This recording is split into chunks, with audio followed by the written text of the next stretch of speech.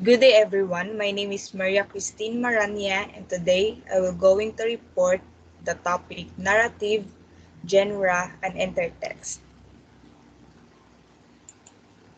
First, what is narrative? A narrative is a story that you write or tell to someone, usually in great detail.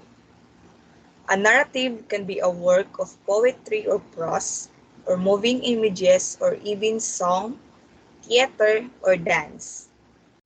The word derives from the Latin verb narrare, which means to tell, which is derived from the adjective narus, which also means knowing or skilled.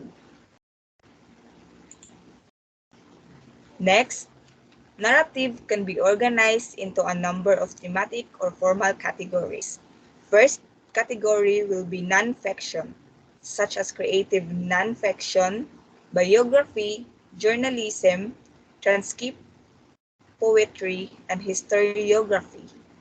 Second will be fictionalization of historical events such as anecdote, myth, legend, and historical fiction. And last is the fiction proper, such as literature in the forms of prose and sometimes poetry, short stories, novels, narrative poems and songs, and imaginary narratives as portrayed in other textual forms, games, or live or recorded performances.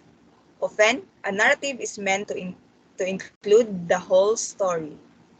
A summary will give a few key details and then the narrative will delve into the details, along with argumentation, descriptions, and exposition. Narration broadly defined is one of four rhetorical modes of discourse. More narrowly defined, it is the fiction writing mode in which the narrator communicates directly to the readers. Next is the oral storytelling. It's the earliest method for sharing narratives. During most people's childhoods, narratives are used to guide them on proper behavior, cultural history, formation of a communal identity and values, as especially studied in anthropology today among traditional indigenous people. Narratives also have characters and a setting, as well as a narrator of person from whose point of view the story is told. Example of narratives: when your friend tells a story about seeing a deer on the way to school, he or she is using characteristics of narrative. Next, what is genre? A genre is a specific type of music, film, or writing. Your favorite literary genre might be science fiction, and your favorite film genre might be horror flicks about cheerleaders. In music, genre refers to musical styles such as jazz, salsa, or rock. In film or literature, the genre is determined by the subject, setting, or plot of the story.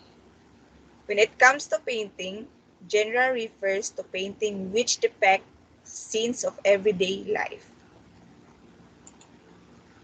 And here are the common examples of genre. First, romantic comedy. It includes Love Actually, When Harry Meets Sally, Pretty Woman. Second is the musical West Side Story, Hello Dolly, Fiddler on the Roof.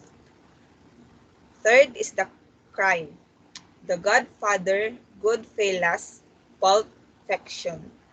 And the fourth, horror, Scream, I Know What You Did Last Summer, and Saw.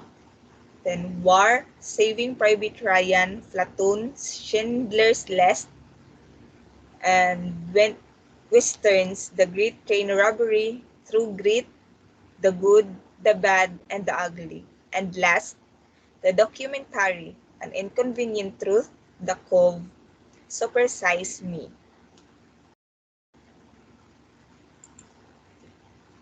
And next, what is intertext?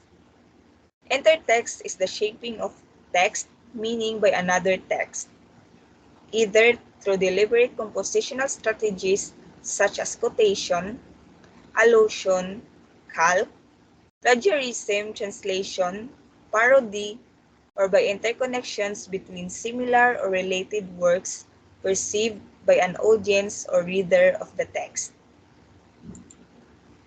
Intertext. Some intertextual references are exact lines of dialogue or action, while others are more vaguely referenced. The definition of intertextuality includes forms of parody, pastiche, retellings, homage, and allegory.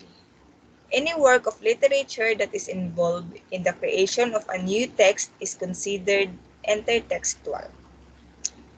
The concept of intertextuality is a literary theory stating all works of literature are a derivation as have been influenced by a previous works of literature. There is deliberate intertextuality which purposely borrows from text, and there is latent intertextuality which is when references occur incidentally. The connection or influence is it deliberate, as well-written text makes intertextuality possible. And here are the 7 examples of intertextualities and the titles of the movies. The main plotline of Disney's The Lion King is a take on Shakespeare's Hamlet. Second, the structure of James Joyce's Ulysses is modeled after Homer's Odyssey. Third is the J.K. Rowling's Harry Potter series makes use of T.H.